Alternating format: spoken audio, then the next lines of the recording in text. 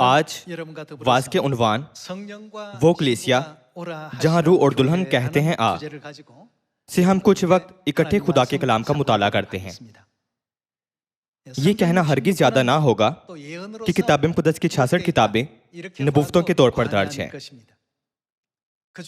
ان میں سے مکاشفہ باب 22 میں یوحنا رسول نے پتمس کے جزیرے پر مندرجہ ذیل مکاشفہ حاصل کیا۔ اس نے دیکھا کہ آخری زمانہ میں ایک کلیسیا ہوگی جہاں روح اور دلہن تمام بنی نوع انسان کو جمع کریں گے۔ اگر ہم اس کلیسیا میں نہیں جاتے جہاں روح اور دلہن کہتے ہیں آ، تو ہم آب حیات حاصل نہیں کر سکتے۔ لہٰذا آب حیات حاصل کرنے کی غرض سے ہمیں روح اور دلہن کو ڈھونڈنا چاہیے۔ آج آئیں معلوم کرتے ہیں کہ وہ کلیسیا کس قسم کی کلیسیا ہے جہاں روح اور دلہن کہتے ہیں آ۔ ہم مکاشفہ باب 22 آیت 17 کی طرف جاتے ہیں۔ باب 22 آیت 17 سے دیکھتے ہیں، اور روح اور دلہن کہتی ہیں آ، اور سننے والا بھی کہے آ، اور جو پیاسا ہو وہ آئے، اور جو کوئی چاہے آب حیات مفت لے۔ کیا اس کا مطلب یہ نہیں کہ وہ جو روح اور دلہن کے پاس نہیں جاتے وہ خدا سے آب حیات نہیں پا سکتے؟ صرف جب ہم روح اور دلہن کے پاس جائیں تو ہم آب حیات حاصل کر سکتے ہیں۔ وہ جو روح اور دلہن سے نہیں ملے ہیں اور جو روح اور دلہن پر ایمان نہیں رکھتے وہ ہرگز خدا سے آب حیات حاصل نہیں کر سکتے۔ مہربانی سے اس آخری پرخلوص تاکید پر توجہ کریں جو خدا نے کتاب مقدس کے آخری باب یعنی مکاشفہ کی کتاب باب 22 میں لکھی ہے۔ آیت 18 میں اور کیا لکھا ہے؟ میں ہر ایک آدمی کے آگے جو اس کتاب کی نبوت کی باتیں سنتا ہے گواہی دیتا ہوں۔ دوسرے الفاظ میں ہر ایک کو خبردار کرتا ہوں جو کتاب مقدس کی نبوت کی باتیں سنتا ہے کہ اگر کوئی آدمی ان میں کچھ بڑھائے، اگر ہم کچھ بڑھائیں تو کیا ہوگا؟ تو خدا اس کتاب میں لکھی ہوئی آفتیں اس پر نازل کرے گا، اور اگر کوئی اس نبوت کی کتاب کی باتوں میں سے کچھ نکال ڈالے، یعنی اگر ہم خدا کے زندگی کے کلمات میں سے کچھ نکالیں تو خدا اس زندگی کے درخت اور مقدس شہر میں سے جن کا اس کتاب میں ذکر ہے اس کا حصہ نکال ڈالے گا۔ جب روح اور دلہن کہتے ہیں کہ جو کوئی پیاسا ہو وہ آئے اور آب حیات مفت لے، تو اس کے بعد کیا انتباہ ہے؟ کچھ نہ بڑھانا۔ جتنا زیادہ آپ بڑھائیں گے اتنی زیادہ آفتیں نازل ہوں گی۔ آفتیں نازل ہونے کا مطلب یہ ہے کہ آپ ہرگز نجات پانے کے قابل نہ ہوں گے۔ نیز اگر کوئی کلام میں سے کچھ نکالے تو خدا آسمان کی بادشاہی میں سے اس کا حصہ نکال دیں گے۔ دوسرے الفاظ میں خدا آسمان کی بادشاہی میں داخل ہونے کا حق لے لیں گے۔ لہٰذا ہمیں خدا کے کلام میں نہ کچھ بڑھانا چاہیے اور نہ اس میں سے کچھ نکالنا چاہیے۔ کیا ہمیں روح اور دلہن کے بارے میں درست فہم نہیں ہونا چاہیے جو کہتے ہیں کہ میرے پاس آؤ اور آب حیات حاصل کرو تاکہ ہم ان کے پاس جا کر آب حیات مانگیں؟ ہر کوئی تسلیم کرتا ہے کہ روح خدا باپ ہیں جو نر صورت میں ہیں، تاہم دلہن کے حوالے سے بعض لوگ کہتے ہیں کہ دلہن مقدسین ہے، اور شاید دوسرے لوگ کہیں کیا دلہن کلیسیا کو ظاہر نہیں کرتی ہے؟ لوگ کہتے ہیں کیا دلہن کسی چیز کی علامت یا نمائندگی نہیں کرتی ہے؟ تو پھر ہمیں یہ پوچھنے کی ضرورت ہے کہ روح کس کو ظاہر کرتا ہے؟ روح حقیقی خدا کو ظاہر کرتا ہے، اور دلہن کس کا حوالہ دیتی ہے؟ یہاں اس آیت میں دلہن خدا روح القدس کی دلہن کو ظاہر کرتی ہے۔ سادہ الفاظ میں کہیں تو کیا ہم خدا روح القدس کو باپ نہیں پکارتے ہیں؟ تو پھر فطری طور پر خدا باپ کی دلہن کون ہونی چاہیے؟ وہ خدا ماں ہیں۔ تاہم چونکہ وہ اسے نکالتے اور نظر انداز کر دیتے ہیں اس لیے تضادات پیدا ہوتے رہتے ہیں۔ اسی لیے آج کی کلیسیائیں بلا تعامل خدا باپ اور خدا ماں پر کامل ایمان نہ رکھنے کی حماقت کا ارتکاب کرتی ہیں۔ इस जमीन पर मसीह की दूसरी आमद के बगैर ना सिर्फ उनके लिए किताब मुकद्दस की 66 किताबें खोलना नामुमकिन है, बल्कि जैसा कि मुकाशफा बाब 5 में वाज़ेह तौर पर बयान किया गया है, इसकी तशरीह करने वाला भी कोई नहीं है। सही? बस आज हमें रूह को जानना और उसके पास जाना चाहिए जो कहता है आ। हमें दुल्हन को भी जानना और उसके पास जाना चाहिए जो कहती है आ। आजकल साहिल समुद्र की रेत की मानिंद बेशुमार कलीसियाएं खुदा माँ को समझने में नाकाम हैं और नतीजतन मुतअद्दिद अजीबोगरीब तशरीहात करती हैं। ताहम क्या किताब मुकद्दस हमें नहीं सिखाती कि हमारे पास ना सिर्फ खुदा बाप बल्कि एक और इलाही हस्ती भी है? ये हम पर उजागर करती है कि खुदा माँ का वजूद है। जब हम उनके पास जाएं तो हमें आबे हयात बख्शा जाएगा जो बनी नूह इंसान को जिंदा रहने के काबिल बनाता है। आखिरकार वो हमें हमेशा की जिंदगी की तरफ भी ले जाएंगी। क्या ये सच नहीं है? इस मामले के हवाले से खुदा ने हमें एक बहुत वाज़ेह तालीम बख्शी है। पैदाइश की किताब बाब 1 आयत 26 देखते हैं। पैदाइश बाब 1 आयत 26। फिर खुदा ने कहा कि हम इंसान को अपनी सूरत पर अपनी शबीह की मानद बनाएं। सादा अल्फाज में लफ्ज बनाना का वही मफहूम है जो लफ्ज पैदा का है। खुदा ने 6 दिन में जमीनों आसमान, समुंदर और जो कुछ उनमें है वो सब पैदा किया और छठे दिन खुदा ने ये अल्फाज कहे थे कि हम इंसान को अपनी सूरत पर अपनी शबीह की मानद बनाएं। क्या किताब मुकद्दस में ये नहीं लिखा है कि हम इंसान को पैदा करें? अगर ये सच होता कि सिर्फ एक खुदा ने अकेले सब कुछ पैदा किया तो क्या ये कहना दुरुस्त नहीं होगा कि मैं इंसान को पैदा करूंगा? ताहम जब खुदा ने इंसान को पैदा किया तो खुदा ने कहा हम इंसान को पैदा करें। आयत को दोबारा पढ़ते हैं। फिर खुदा ने कहा कि हम इंसान को। क्या खुदा ने कहा मैं इंसान को बनाऊं या मैं इंसान को बनाऊंगा? खुदा ने कहा हम इंसान को बनाएं। तो फिर उन्होंने आगे क्या कहा था? हम इंसान को अपनी सूरत पर अपनी शबीह की मानद बनाएं। आप सब इस्तिलाह हम और अपनी बारहा आती है। हमें इन इजहार बयान पर तवज्जो करने की जरूरत है। क्या खुदा वो हैं जो वाहिद सीगा मैं और जम्मा सीगा हम में फर्क नहीं जानते? नहीं, वो जानते हैं। फिर भी खुदा ने इसे यूं बयान नहीं किया कि मैं इंसान को बनाऊंगा या मैं इंसान को पैदा करूं। हम इंसान को अपनी सूरत पर अपनी शबीह की मानद पैदा करें। आप सब खुदा कोई गलती नहीं करते। हम कैसे कह सकते हैं कि ये गलती है? मुकाशफा बाब 22 आयत 18 में किताब मुकद्दस क्या कहती है? ये लिखा है कि हमें हरगिज किताब मुकद्दस में कुछ बढ़ाना या निकालना नहीं चाहिए। जब हम खुदा की नबूवतों पर जैसे ये हैं बढ़ाए या घटाए बगैर एक नजर डालें तो हम तस्दीक कर सकते हैं कि खुदा वाहिद सूरत मैं के बजाय जमा सूरत हम के तौर पर वजूद रखते हैं। आयत 26 दोबारा देखते हैं।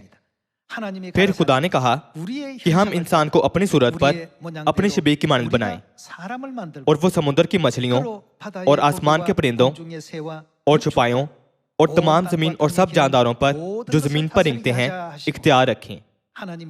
और खुदा ने इंसान को अपनी सूरत पर पैदा किया। खुदा की सूरत पर उसको पैदा किया। खुदा ने किसको पैदा किया था? नर और नारी उनको पैदा किया। खुदा ने कहा हम इंसान को अपनी सूरत पर बनाएं और नर और नारी को पैदा किया। तो फिर नर और नारी खुदा की सूरत पर पैदा किए गए थे जो कि नकल हैं।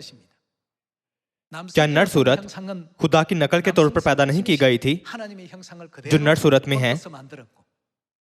क्या नारी सूरत खुदा की नकल के तौर पर पैदा नहीं की गई थी जो नारी सूरत में है? तमाम बनीनू इंसान खुदा की नर सूरत को खुदा बाप पुकारते हैं। इसकी वजह यह है कि बनीनू इंसान को खाली खुदा के वसीले जिंदगी बख्शी गई है। हम बगैर किसी वजह के खुदा को महज बाप नहीं पुकारते, तो फिर बेशक खुदा की नारी सूरत को खुदा माँ पुकारना चाहिए। इसलिए मुकाशफा बाब 22 में क्या कहा गया है? रूह और दुल्हन कहती हैं आ। इसका क्या मतलब है? कहीं और मत जाओ और किसी भी तरह के फ्रेम में ना पड़ो। तुम्हें उस जगह आना है जहां रूह और दुल्हन है। यह लिखा है कि रूह और दुल्हन कहती हैं आ। जब बनीनू इंसान उस जगह जाए जहां रूह और दुल्हन रहते हैं, तो वो हमेशा की जिंदगी और आसमान की बादशाही हासिल कर सकते हैं, जो सबकी ख्वाहिश है। चूंकि वहां गुनाहों की हकीकी माफी भी बख्शी गई है, तो खुदा बाप और खुदा माँ बनीनू इंसान को उस जगह बुला रहे हैं जहां वो रहते हैं। ताहम अगरचे किताब मुक़द्दस हमें बताती है कि खुदा हम के तौर पर मौजूद हैं, लेकिन लोग अब भी इसी मान पर कायम हैं कि सिर्फ एक ही खुदा है, जो किताब मुक़द्दस को बिगाड़ने और उसकी गलत तशरीह का बाइस बनता है। मजीद बरा जब हम इसके मुतालिक मुनादी करते हैं तो वो इसे बिदअत गर्दानते हैं। किताब मुक़द्दस का मुताला करने को बिदअत क्यों गर्दाना जाता है? क्योंकि हमें कुछ भी बढ़ाने और घटाने का हुक्म नहीं दिया गया है, इसलिए हमें सब कुछ सीखना चाहिए। ये बदकिस्मती की बात है कि उनका फहम नाकिस और तजादात से पुर है। इसलिए जब उनसे किताब मुक़द्दस से मुतालिक सवालात पूछे जाते हैं, तो वो उनसे ये कहकर इज्तनाब करते हैं कि जो किताब मुक़द्दस को ज्यादा जानते हैं वो बिदअती हैं। क्या किताब मुक़द्दस की पहली किताब पैदाइश नहीं है? तो फिर आखिरी किताब कौन सी है? ये मुकाशफा है। खुदा ने पहली किताब और आखिरी किताब के दरमियान कामिल रब्त बनाया था। पैदाइश बाब 1 में खुदा बाप और खुदा माँ खुद को हम के तौर पर जाहिर करते हैं, और मुकाशफा बाब 22 में वो रूह और दुल्हन के तौर पर जाहिर होते हैं और बनीनू इंसान को अपने पास बुलाते हैं। तुम्हें उस कलीसिया में आना चाहिए जो खुदा बाप और खुदा माँ पर ईमान रखती है। इसलिए खुदा ने ये सब बातें किताब मुक़द्दस में दर्ज की और कहा, इन बातों में हरगिज कुछ ना बढ़ाना। जो यहाँ लिखा है तुम्हें उसे तर्क नहीं करना चाहिए। यूं खुदा आबे याद के कलमात के वसीले हमें मुसलसल हमेशा की जिंदगी की राह और आसमान की बादशाही की राह से बेदार करते हैं। क्या वो नहीं करते हैं? जब लोगों से पूछा जाता है कि आप खुदा को बाप क्यों पुकारते हैं, तो वो वाज़ेह तौर पर वजह नहीं जानते, लेकिन सादगी से जवाब देते हैं कि हम उन्हें बाप कहते हैं क्योंकि किताब मुक़द्दस उनका हवाला बाप के तौर पर देती है। जब आप चर्च में आते हैं तो आप कहते हैं, भाई मेहरबानी से एक लम्हे के लिए यहाँ आए। बहन, कोई आपको बुला रहा है। क्या आप एक दूसरे को भाई और बहनें नहीं पुकारते? इस्तिलाहात भाई और बहनें महज अल्फाज नहीं हैं। किताब मुक़द्दस में इनका एक मकसद है। ऐसे इस्तिलाहात हैं यानी बाप, माँ, भाई और बहन। तो फिर हम ये इस्तिलाहात कहाँ इस्तेमाल कर सकते हैं? क्या ये खानदानी ताल्लुकात को बयान करने के लिए इस्तेमाल नहीं होती? हम एक दूसरे को भाई और बहन पुकारते हैं क्योंकि हम बहन भाई हैं। हमें इस नुक्ते को हरगिज नहीं भूलना चाहिए। हम सब एक बाप और एक माँ के साथ आसमानी खानदान के अराकीन हैं। तो फिर क्या ये तालीमात खुदा की कलीसिया की तरफ से कायम करदा अकायद हैं? आप सब, क्या हमें किताब मुक़द्दस से इस बात की तस्दीक नहीं करनी चाहिए? हम इब्रानियों बाब 8 आयत 5 से देखते हैं। बाब 8 आयत 5, जो आसमानी चीजों की ये क्या है नकल और अक्स की खिदमत करते हैं। ये उस मंजर को बयान करती है जब मूसा ने आसमानी यरूशलेम मक़दिस को देखा और पहाड़ पर खुदा के दिखाए नमूने के मुताबिक जमीन पर खैमा बनाया। तो फिर क्या सिर्फ जमीनी खैमा ही आसमानी चीजों की नकलो अक्स है? नहीं, ऐसा नहीं है। जमीनी खानदानी निजाम भी आसमानी खानदानी निजाम की नकलो अक्स है।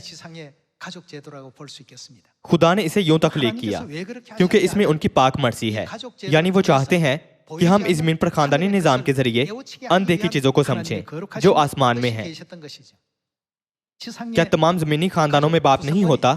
सिर्फ उम्र की वजह से कोई खुद ब खुद बाप नहीं बनता। क्या लफ्ज बाप ऐसा नहीं है जिसे सिर्फ बच्चे इस्तेमाल कर सकते हैं जब वो अपने वालिदैन को पुकारते हैं।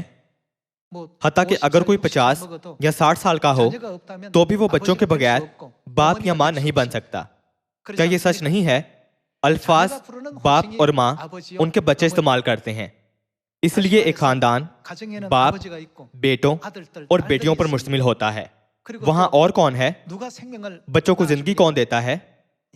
बिलाशुबा वहां एक माँ होनी चाहिए। हम इब्रानियों बाब 12 पर एक नजर डालते हैं। आयत 8 देखते हैं।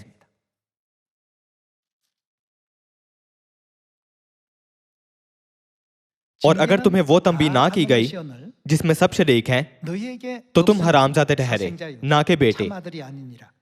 इलावा इसके जब हमारे जिस्मानी बाप हमें तंबी करते थे और हम उनकी ताजीम करते रहे, तो क्या हमारे कौन से बाप रूहों के बाप की इससे ज्यादा ताबेदारी ना करें जिससे हम जिंदा रहें?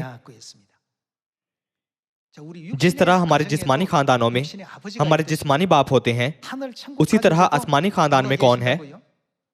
किताब मुक़द्दस वाज़ेह तौर पर हमें इस हकीकत से बेदार करती है कि खुदा बाप यकीनन वजूद रखते हैं।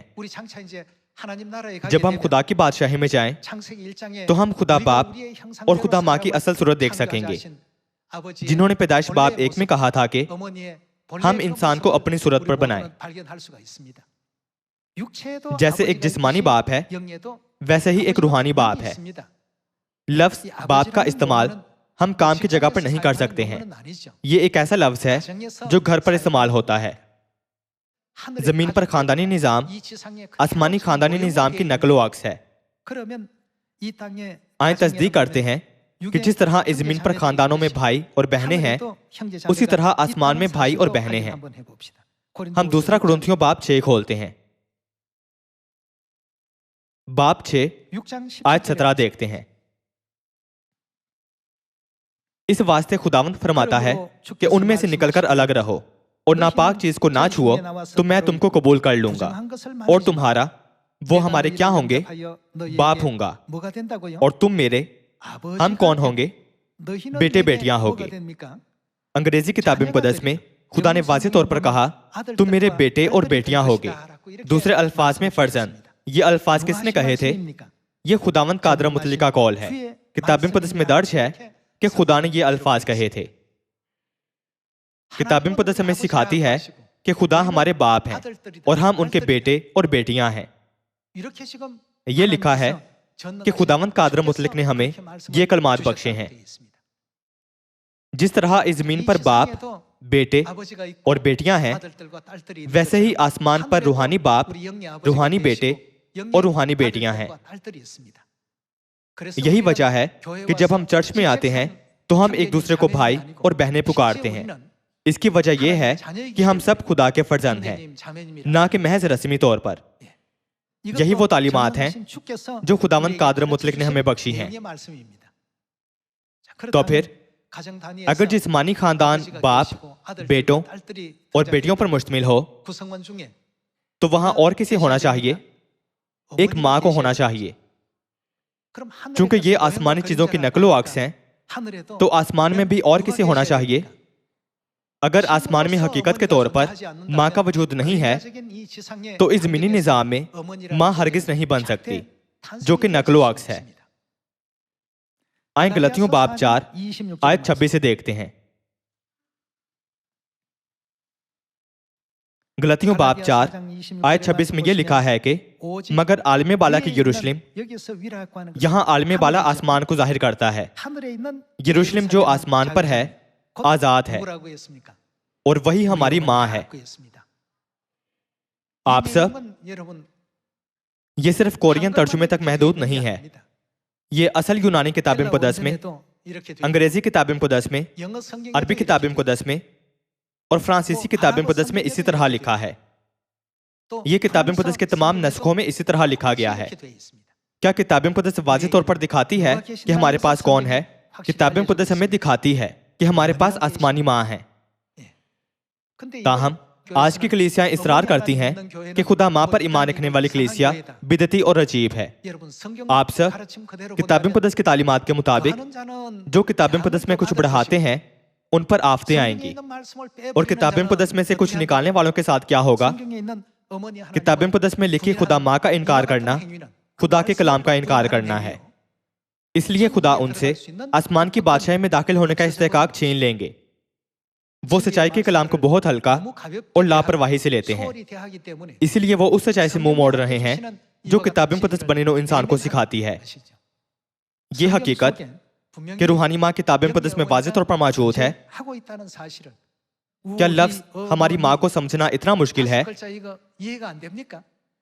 یہاں اس آیت میں یہ لکھا ہے مگر عالم بالا کی یروشلم آزاد ہے اور وہی ہماری ماں ہے. اور یوحنا رسول کے لکھے مکاشفہ کا تعلق اسی یروشلم سے ہے. آئے مکاشفہ کی کتاب باب 19 سے اس کی تصدیق کرتے ہیں. مکاشفہ باب 19 آیت 7. آؤ ہم خوشی کریں اور نہایت شادمان ہوں اور اس کی تمجید کریں اس لیے کہ برا کی شادی آ پہنچی. اور کس نے اپنے آپ کو تیار کر لیا؟ اس کی بیوی نے اپنے آپ کو تیار کر لیا. یہ جاری رہتا ہے. اور اس کو چمکدار اور صاف مہین کتانی کپڑا پہننے کا اختیار دیا گیا کیونکہ مہین کتانی کپڑے سے مقدس لوگوں کی راست بازی کے کام مراد ہیں. یہاں یوحنا رسول نے رویا میں برا کی شادی دیکھی تھی. برا کے ساتھ کون ہے؟ اس کی دلہن ہے. برا کی یہ دلہن کون ہے؟ یوحنا رسول اس کے بارے میں بہت متجسس تھا. آج کی کلیسیاں یہ تعلیم دیتی ہیں کہ مکاشفہ کی کتاب میں درج برے کی دلہن مقدسین ہے. تاہم کون اس مکاشفے کا گواہ تھا؟ یہ مکاشفہ یسوع کے پیارے شاگرد یوحنا پر ظاہر کیا گیا تھا اور یوحنا مقدسین میں سے ایک ہے. اگر دلہن مقدسین ہے تو یوحنا کو کہنا چاہیے تھا میں دلہن ہوں. پھر بھی وہ بڑی بےتابی سے برا کی دلہن کو دیکھنے کی امید رکھتا تھا فرشتے سے یہ کہتے ہوئے کہ اسے دکھائے کہ دلہن کون ہے. ہم باب 21 کی طرف جاتے ہیں. اس کے ذریعے ہم تصدیق کر سکتے ہیں کہ برا کی دلہن مقدسی نہیں ہے. مکاشفہ باب 21 آیت 9 میں یہ لکھا ہے کہ پھر ان 7 فرشتوں میں سے جن کے پاس 7 پیالے تھے اور وہ پچھلے 7 آفتوں سے بھرے ہوئے تھے ایک نے آ کر مجھ سے کہا ادھر آ میں تجھے دلہن یعنی برا کی بیوی دکھاؤں. فرشتے نے یوحنا سے کہا میں تجھے برا کی دلہن دکھاؤں گا. یوحنا خدا کے چنے ہوئے مقدسین میں سے ایک تھا. آج کی کلیسیاؤں کے اصرار کے مطابق پھر بھی فرشتے نے اسے دلہن یعنی یوحنا کے علاوہ ایک اور مقدس دکھایا. اس سے ظاہر ہوتا ہے کہ وہ دلہن کو مقدسین کہتے ہوئے کتاب مقدس کی تعلیمات کو کس قدر بگاڑتے ہیں. یہاں اس آیت میں خدا یوحنا کو جو کہ مقدسین میں سے ایک ہے برا کی دلہن دکھانے والے ہیں. آیت 9 دوبارہ پڑھتے ہیں. پھر ان 7 فرشتوں میں سے جن کے پاس 7 پیالے تھے اور وہ پچھلے 7 آفتوں سے بھرے ہوئے تھے ایک نے آ کر مجھ سے کہا ادھر آ میں تجھے دلہن یعنی برا کی بیوی دکھاؤں. اور وہ مجھے روح میں ایک بڑے اور اونچے پہاڑ پر لے گیا اور اس نے اسے کیا دکھایا؟ شہر مقدس یروشلم کو آسمان پر سے خدا کے پاس سے اترتے دکھایا. دلہن یقیناً برا کی بیوی ہے. یہاں یہ کہا گیا ہے کہ دلہن یعنی برا کی بیوی. اور مکاشفہ باب 22 میں یہ کہا گیا ہے کہ روح اور دلہن. خدا ہمیں ایک ہی پیغام کو مختلف انداز میں بیان کر کے بتا رہے ہیں. فرشتے نے یوحنا سے کہا میں تجھے دلہن دکھاؤں گا اور اسے آسمان پر سے یروشلم کو اترتے دکھایا. غلطیوں باب 4 آیت 26 میں اسے عالم بالا کی یروشلم بیان کیا گیا ہے. آسمانی یروشلم آزاد ہے اور وہ کون ہے؟ یہ لکھا ہے کہ وہ ہماری ماں ہے. بس روح خدا باپ کو ظاہر کرتا ہے جو کہ نر صورت میں ہے اور دلہن خدا ماں کا حوالہ دیتی ہے جو کہ ناری صورت میں ہے. اس زمانے میں تمام بنے نوع انسان کو اس جگہ دوڑنا چاہیے جہاں خدا باپ اور خدا ماں انہیں بلا رہے ہیں. خدا باپ اور خدا ماں کہاں ہیں؟ ان کے پاس جانے کی غرض سے ہمیں جاننا چاہیے کہ وہ کہاں پر ہیں. صحیح؟ خدا آخری دنوں میں کہاں ہوں گے؟ یہ لکھا ہے کہ خدا سیون میں ہوں گے. ہم اکٹھے اس منظر کو دیکھتے ہیں. آئیں زبور 132 کھولتے ہیں. زبور باب 132 آیت 13 میں یہ لکھا ہے کہ کیونکہ خداوند نے سیون کو چنا ہے، انہوں نے اسے کس لیے پسند کیا ہے؟ اپنے مسکن کے لیے۔ سادہ الفاظ میں کہیں تو خدا نے اسے اپنے گھر کے طور پر چنا ہے، اس نے اسے اپنے مسکن کے لیے پسند کیا ہے۔ کیا وہ تھوڑی دیر کے لیے وہاں رہیں گے؟ یہ ہمیشہ کے لیے میری آرام گاہ ہے، میں یہی رہوں گا کیونکہ میں نے اسے پسند کیا ہے۔ چونکہ خدا نے سیون کو چنا ہے اور اسے اپنے مسکن کے لیے پسند کیا ہے، تو فطری طور پر روح اور دلہن کہاں رہتے ہیں؟ وہ سیون میں رہتے ہیں۔ لہٰذا جب ہم سیون میں جائیں تو ہم کیا حاصل کر سکتے ہیں؟ ہم ہمیشہ کی زندگی حاصل کر سکتے ہیں۔ صرف سیون جانے سے ہی ہم گناہوں کی معافی اور نجات حاصل کر سکتے ہیں۔ کیونکہ وہاں کون رہتے ہیں؟ وہاں کون سے خدا رہتے ہیں؟ سیون وہ جگہ ہے جہاں خدا باپ اور خدا ماں رہتے ہیں۔ اس جگہ جانے سے جہاں روح اور دلہن ہمیں آنے کو کہتے ہیں، ہمیں وہ ہونا چاہیے جو خدا کی مرضی اور خدا کی نبوت کو پورا کر سکے۔ آیت 13 دوبارہ دیکھتے ہیں۔ کیونکہ خداوند نے سیون کو چنا ہے، اس نے اسے اپنے مسکن کے لیے پسند کیا ہے۔ یہ ہمیشہ کے لیے میری آرام گاہ ہے، میں یہی رہوں گا کیونکہ میں نے اسے پسند کیا ہے۔ میں اس کے رزق میں خوب برکت دوں گا، میں اس کے غریبوں کو روٹی سے سیر کروں گا، اس کے کاہنوں کو بھی میں نجات سے ملبس کروں گا، اور اس کے مقدس بلند آواز سے خوشی کے نعرے ماریں گے۔ وہیں میں داؤد کے لیے ایک سینگ نکالوں گا، میں نے اپنے ممسوح کے لیے چراغ تیار کیا ہے۔ میں اس کے دشمنوں کو شرمندگی کا لباس پہناؤں گا، لیکن اس پر اسی کا تاج رونق افروز ہوگا۔ سیون واقعی پرفضل ہے۔ خدا نے سیون کو چنا ہے اور وہاں نہ صرف نجات کی برکت بخشی ہے بلکہ ہمیشہ کی زندگی کا وعدہ بھی کیا ہے۔ یعنی اس کے علاوہ کوئی اور جگہ نہیں جہاں ہمیشہ کی زندگی کا وعدہ ہو۔ آئیں زبور 133 کی طرف جاتے ہیں۔ زبور 133۔ دیکھو کیسی اچھی اور خوشی کی بات ہے کہ بھائی باہم مل کر رہیں۔ یہ اس بیش قیمت تیل کی مانند ہے جو سر پر لگایا گیا اور بہتا ہوا داڑھی پر یعنی ہارون کی داڑھی پر آ گیا، بلکہ اس کے پیراہن کے دامن تک جا پہنچا۔ یا ہرمون کی اوس کی مانند ہے جو سیون کے پہاڑوں پر پڑتی ہے، کیونکہ وہیں یہ کہاں ہے؟ سیون میں۔ خداوند نے برکت کا یعنی وہ کیا بخشیں گے؟ ہمیشہ کی زندگی کا حکم فرمایا۔ خدا اپنے مسکن یعنی سیون میں ہمیشہ کی زندگی کی برکت دینے کا وعدہ بھی کرتے ہیں۔ جب ہم سیون میں جائیں تو ہمیں کس سے ملنا چاہیے؟